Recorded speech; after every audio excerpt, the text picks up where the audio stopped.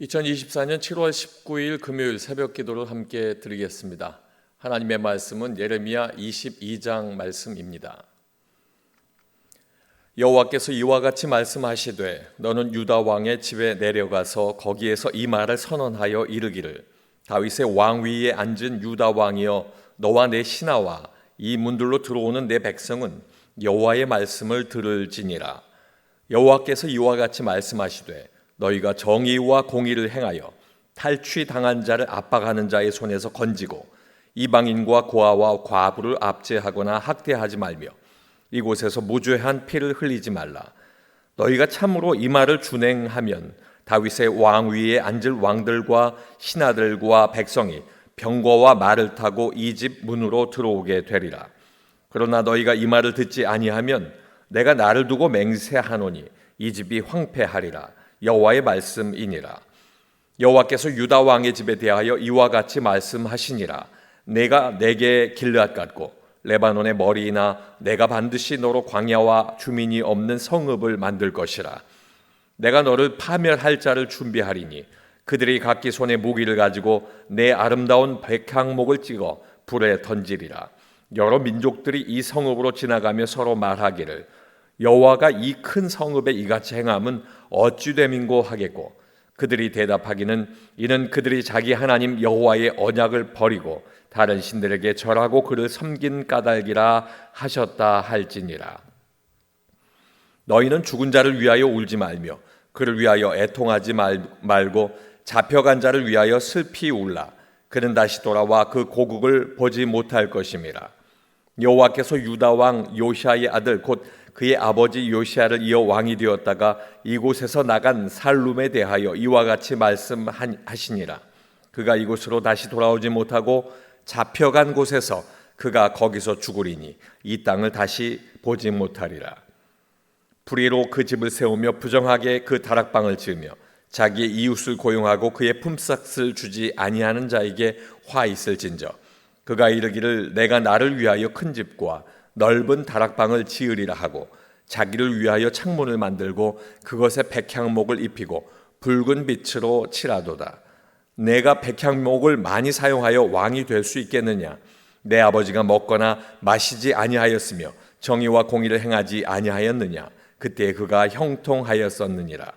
그는 가난한 자와 궁핍한 자를 변호하고 형통하였나니 이것이 나를 알미 아니냐? 여호와의 말씀이니라.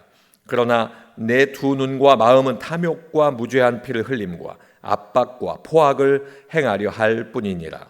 그러므로 여호와께서 유다의 왕 요시아의 아들 여호야김에게 대하여 이와 같이 말씀하시니라. 무리가 그를 위하여 슬프다. 내 형제여 슬프다. 내 자매여 하며 통곡하지 아니할 것이며 그를 위하여 슬프다 주여 슬프다 그 영광이 하며 통곡하지도 아니할 것이라. 그가 끌려 예루살렘 문 밖에 던져지고 나귀같이 매장함을 당하리라. 너는 레바논에 올라 외치며 바산에서 내 소리를 높이며 아바림에서 외치라. 이는 너를 사랑하는 자가 다 멸망하였음이라.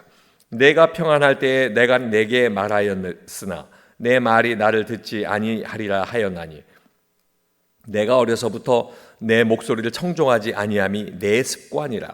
내 목자들은 다 바람에 삼켜질 것이요 너를 사랑하는 자들은 사로잡혀 가리니 그때 내가 반드시 내 모든 악 때문에 수치와 욕을 당하리라. 레바논에 살면서 백향목에 깃들이는 자여 여인이 해산한 고통 같은 고통이 내게 임할 때에 너의 가련함이 얼마나 심하랴. 여호와의 말씀이니라. 나의 삶으로 맹세하노니 유다 왕 여호야김의 아들 고니야가 나의 오른손에 인장반지를 할지라도 내가 빼어 내 생명을 찾는 자의 손과 내가 두려워하는 자의 손 곧 바벨론의 왕 느부갓네살의 손과 갈대아인의 손에 줄 것이라. 내가 너와 너를 낳은 어머니를 너희가 나지 아니한 다른 지방으로 쫓아내리니 너희가 거기에서 죽으리라. 그들이 그들의 마음에 돌아오기를 사모하는 땅에 돌아오지 못하리라. 이 사람 고니야는 천하고 깨진 그릇이냐 좋아하지 아니하는 그릇이냐 어찌하여 그와 그의 자손이 쫓겨나서 알지 못하는 땅에 들어갔는고. 땅이여 땅이여 땅이여 여호와의 말을 들을지니라. 여호와께서 이와 같이 말씀하시니라. 너희는 이 사람이 자식이 없겠고 그의 평생 동안 형통하지 못할 자라 기록하라. 이는 그의 자손 중 형통하여 다윗의 왕위에 앉아 유다를 다스릴 사람이 다시는 없을 것임이라 하시니라. 아멘. 오늘 함께 읽으신 예레미야 22장 말씀을 통해서 하나님의 행하심에는 분명한 이유가 있습니다 라는 제목으로 말씀의 은혜를 나누겠습니다. 우리는 하나님의 행하심은 반드시 하나님의 분명한 뜻, 분명한 이유가 있음을 알아야 합니다. 약속하신 대로 축복하심에 대한 분명한 이유를 알 수 있는 것처럼 심판하시는 분명한 이유도 우리는 말씀을 통해 알 수 있습니다. 하나님께서 마치 피고인의 이름을 부르는 판사처럼 살룸이라 여호아하스를 부르고 여호야김 고니아로 부르는 여호야긴을 불러서 영적 지도자인 왕인 그들에게 행하심의 분명한 이유를 알리고 계십니다. 그들에게 하나님의 행하시는 분명한 이유를 알리심은 첫 번째로 하나님을 무시했기 때문입니다.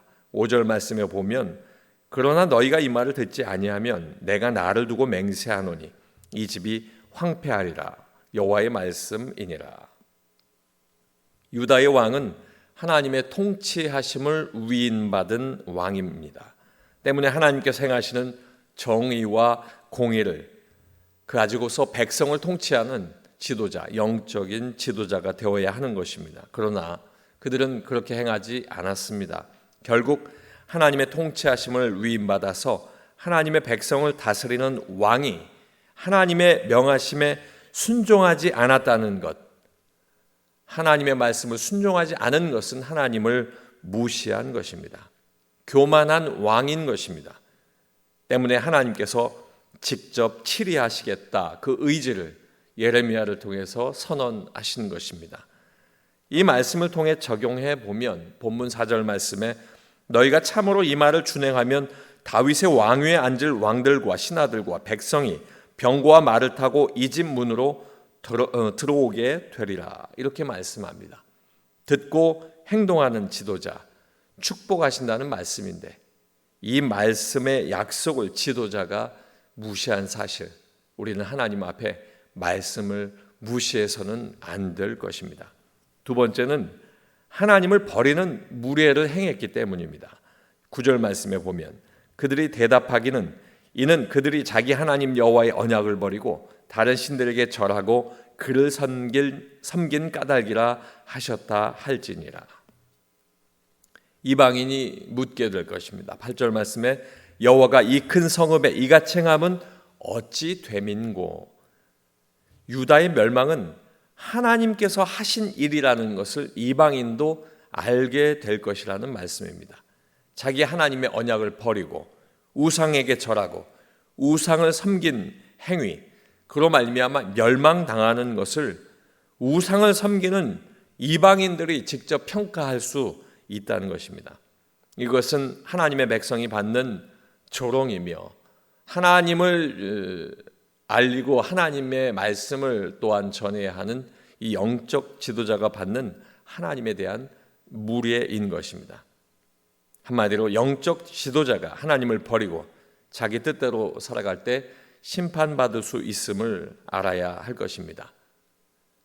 적용해 보면 신명기 29장 24절로 26절에 긴 말씀이지만 이렇게 기록합니다. 여러 나라 사람들도 묻기를 여호와께서 어찌하여 이 땅에 이같이 행하셨느냐, 이같이 크고 맹렬하게 노하심은 무슨 뜻이냐 하면 그때 사람들이 대답하기를 그 무리가 자기 조상의 하나님 여호와께서 그들의 조상을 애굽에서 인도하여 내실 때에 더불어 세우신 언약을 버리고 가서 자기들이 알지도 못하고 여호와께서 그들에게 주시지도 아니한 다른 신들을 따라가서 그들을 섬기고 절한 까닭이라.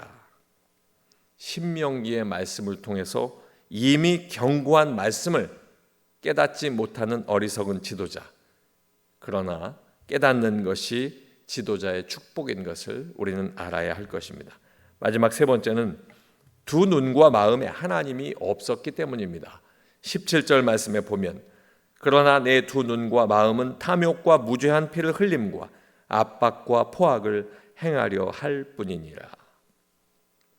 여호야김의 악행에 대한 말씀입니다. 여호야김은 자신의 탐욕을 만족시키는 것에 충실했습니다. 그는 자신을 위하여 죄 없는 사람의 피를 흘리고 압박하고 또한 포악한 행동을 그가 했던 것을 기록하고 있습니다. 탐욕이라고 하는 것은 폭력으로 얻는 부당한 이익입니다.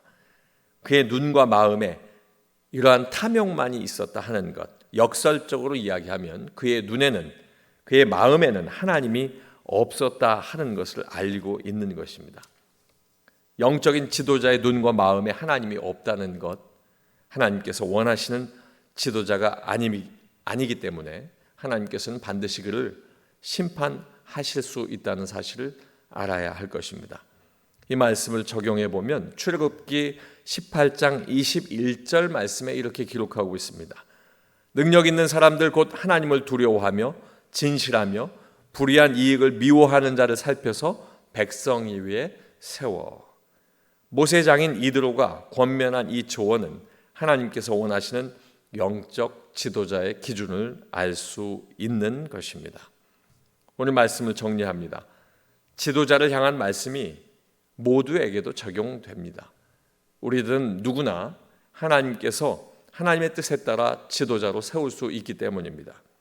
중요한 것은 두 눈과 마음에 하나님을 담고 사는 예수 믿는 사람, 그리고 예수 믿는 지도자가 되기를 주님의 이름으로 축원합니다. 기도하겠습니다. 아버지 하나님